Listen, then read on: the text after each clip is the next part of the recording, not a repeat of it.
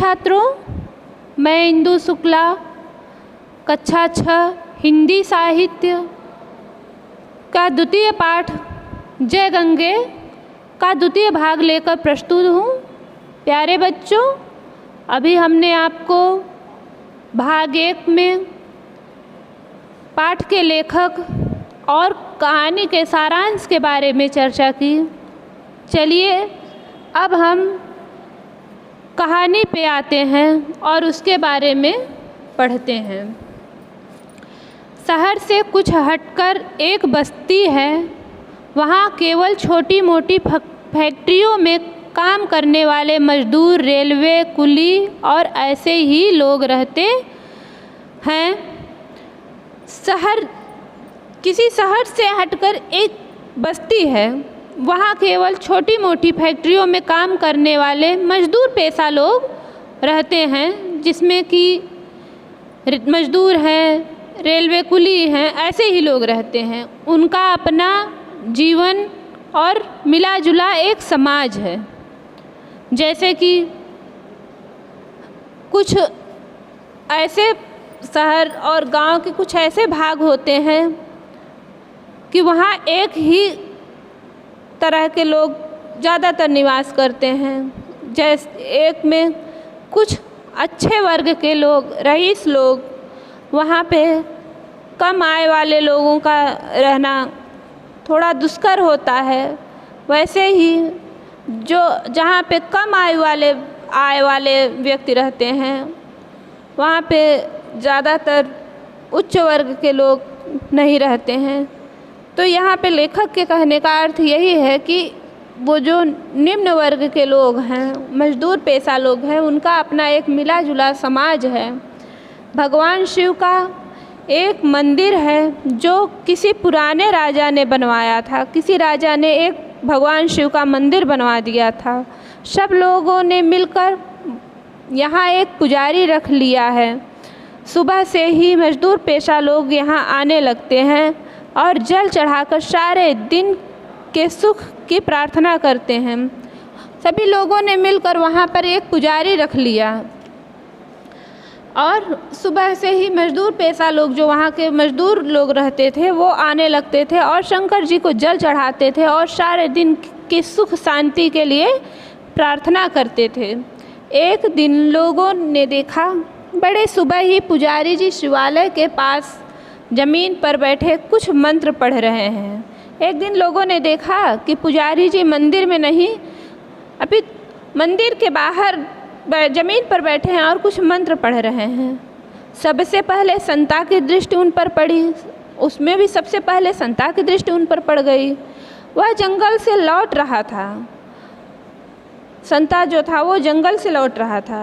पुजारी जी बाहर क्यों बैठे हैं, इसे देखने पास आया तो आश्चर्य से उसकी आंखें खुली रह गईं। संता ने सोचा कि पुजारी जी बाहर क्यों बैठे हैं। यह देखने के लिए पुजारी जी के पास गया तो उसकी आंखें आश्चर्य के साथ खुली रह गईं। पुजारी जी बड़ी श्रद्धा से कभी कभी बीच में गंगा जी का नाम लेते थे, कभी गंगोत्री का तो कभी भागीरथी का। जो पुजारी जी थे वो बड़ी ही श्रद्धा भाव से कभी कभी गंगा माँ का नाम लेते, तो कभी गंगोत्री तो कभी भागीरथी। गंगोत्री और भागीरथी भी गंगा जी का ही नाम है। उनके पास ही जमीन में से पानी की कोई उंगली भर मोटी धारा निकल कर बलखाती सी रेत में एक ओर बही जा रही थी। पंडित जी के पास ही जमीन से एक उंगली भर की मोटी धारा, एक उंगली के बराबर की धारा निकलकर और बलखाती, टेढ़ी मेढ़ी सी बलखाती हुई वह रेत में क्या बही जा रही थी। संता उल्टे पांव दौड़ा। सारी बस्ती में यह समाचार जंगल की आग की तरह फैल गया कि मंदिर के पास गंगा माई प्रकट हुई हैं।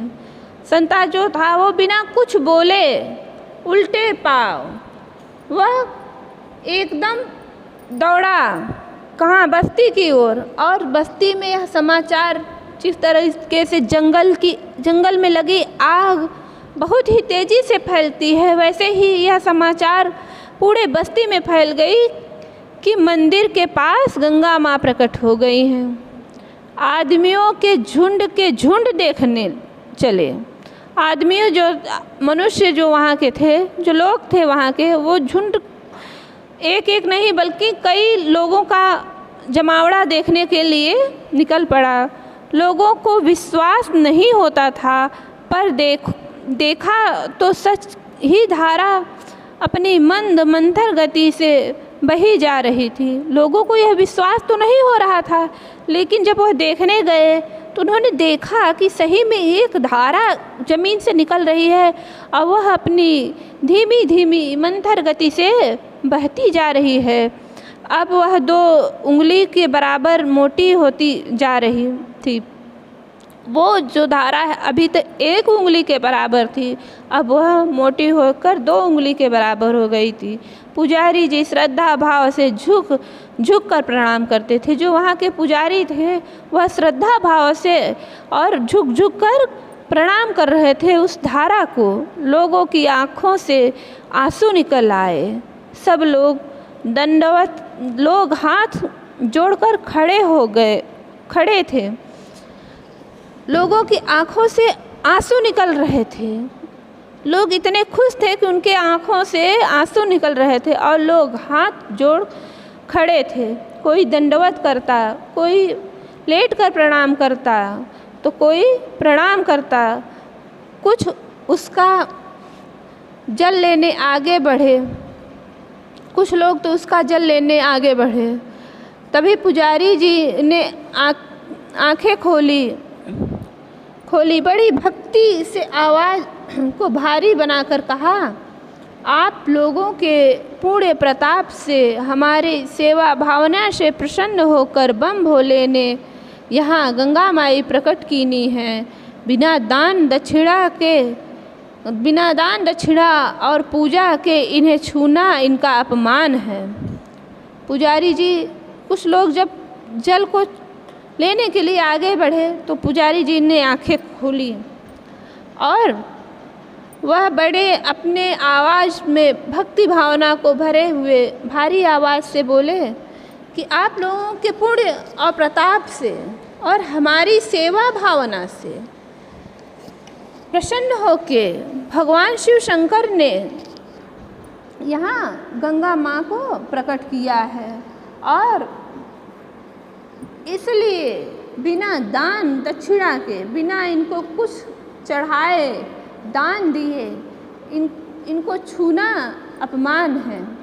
नाराज हो गई तो पता नहीं कैसा रूप धारण कर ले और दुनिया को तहस नहस कर डाले या एकदम गायब हो जाए। पुजारी जी ने कहा कि अगर गंगा माँ नाराज हो गई तो हो सकता है पता न कैसा रूप धारण कर लें, शांत रूप में है, उग्र रूप धारण कर लें और दुनिया क्या होगी, तहस नहस हो जाए। ये हो सकता है अगर वह क्रोधित हो गई, अगर उग्र रूप धारण कर लिया तो हो सकता है दुनिया तहस नहस हो जाए या फिर एकदम गायब ही हो जाए। सो यह ठीक नहीं है। आप लोग घरों को जाइए, अपनी अपनी श्रद्धा के अनुसार कुछ लाइए, तब आकर इनकी पूजा दंडवत कीजिए।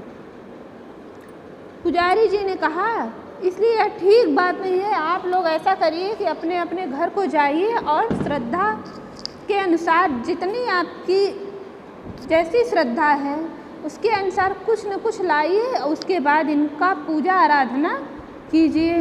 लोगों की समझ में बात आ गई, घरों से दान दक्षिणा की चीज़ें आने लगी। लोगों को यह बात समझ में आ गई और सबके घरों से दान दक्षिणा की चीज़ें आने लगी। सबसे पहले किसान ग्वाला एक बड़े लोटे में ताज़ा दूध लाया। सबसे पहले जो किसान नाम का ग्वाला था वह गया और एक लोटे में, बड़े पात्र में ताज़ा दूध लेके आया। पुजारी जी ने थोड़ा सा दूध उस धारा में डाला, शेष मंदिर में भिजवा दिया। जो पुजारी जी थे उन्होंने थोड़ा सा दूध उस धारा में, जो कि गंगा जी की धारा मान रहे थे, उस धारा में डाला और शेष दूध घर मंदिर में भिजवा दिया। किसान ने आँखों में खूब गंगा जल लगाया, ऊपर छिड़का और एक शीशी में भरकर अपने मरते हुए बाप की आत्मा को शांत करने भी ले गया। अब उसका परलोक सुधर जाएगा। जो किसान वाला था उसने पहले तो गंगा जल को खूब अपनी आँखों पे लगाया और अपने ऊपर भी छिड़का, फिर उसके अपने बीमार पिता के लिए, जो कि मरने ही वाले थे, उनकी आत्मा को शांत करने के लिए, उनकी आत्मा को तृप्त करने के लिए एक शीशी में भर कर ले गया और कहा कि अब उनका परलोक सुधर जाएगा। संतान न जाने कहाँ से एक टोकरी भरकर फूल ले आया और डलिया लगाकर बैठ गया। वहीं बैठे बैठे दोने बनाता, 5 पैसे का फूल से भरा एक दोना देता और लोग ये दोने धारा पर चढ़ा आते। जो संता था वह गया और एक टोकरी भरकर फूल ले आया और वह टोकरी लेकर वहीं बैठ गया और बैठे बैठे दोने बनाकर 5 पैसे का फूल से भरा एक दोना देता और लोग वह दोना ले जाके उस धारा पे चढ़ा आते। धारा अब मोटी होती चली जा रही थी। जो धारा पहले 1 उंगली बराबर थी, बाद में 2 उंगली बराबर हुई, अब वह और मोटी हो गई थी। पुजारी जी ने वहीं से उसे देखा तो तमतमा कर बोले, अरे तुम धर्म के स्थान पर व्यापार करते हो, तुम्हारा सत्यानाश हो जाएगा। जो पुजारी जी थे उन्होंने दूर से ही देखा तो वो गुस्से से आग बबूला हो गए और बोले कि तुम इस धर्म के स्थान पर आकर व्यापार कर रहे हो तो तुम्हारा नाश हो जाएगा। बच्चों, इसके आगे हम आपसे अगले वीडियो में मिलेंगे। धन्यवाद।